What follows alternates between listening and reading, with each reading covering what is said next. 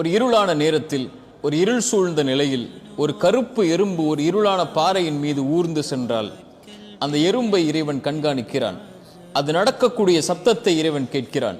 அது உள்ளத்தில் எண்ணக்கூடிய எண்ணத்தை இறைவன் அறிகிறான். அதனுடைய உணவையும் அவன் தயாரித்து வைக்க மறக்கவில்லை. இப்படி ஒரு சின்ன ஜீவராசியையே இந்த பிரபஞ்சத்தில் இறைவன் மறக்காத போது என்னையும் உங்களையும், என் நிலையையும் உங்கள் நிலையையும் இறைவன் மறப்பானா? இறைவன் ஒருபோதும் நம்மை மறப்பதில்லை. எத்துணை வாசல்கள் அடைக்கப்பட்டாலும் அந்த 1000 அடைக்கப்பட்ட வாசல்களை தாண்டியும் அவன் உதவி செய்ய நாடினால் உதவி செய்வான். ஆனால் 2 கேள்விகளுக்கு இந்த மனிதன் பதிலை அறிய முடியாது. அது எப்போது, எப்படி? ஆனால் இந்த 2 கேள்விகளின் பதிலையும் இந்த வாழ்க்கையில் அவன் கொடுக்கும் போது அப்போதுதான் அந்த மனிதன் புரிந்து கொள்வான், இறைவன் என்னை ஒருபோதும் மறக்கவில்லை என்று. நபி மூசா சொன்னார், லா யதில்லு ரப்பி வலா யன்சா.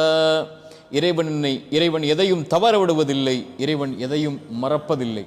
என் உள்ளத்தின் ஆழத்தில் ஒளிந்திருக்கும் கவலைகளையும், என் கண்கள் வடிக்கும் கண்ணீரின் துளிகளையும், என் இதய துடிப்பு எப்போது என் வாழ்வில் இந்த பிரச்சனையில் இருந்து வழிபிறக்கும் என்ற கேள்வியையும் இறைவன் ஒருபோதும் மறப்பதில்லை. இறைவன் ஒருபோதும் தவற விடுவதில்லை.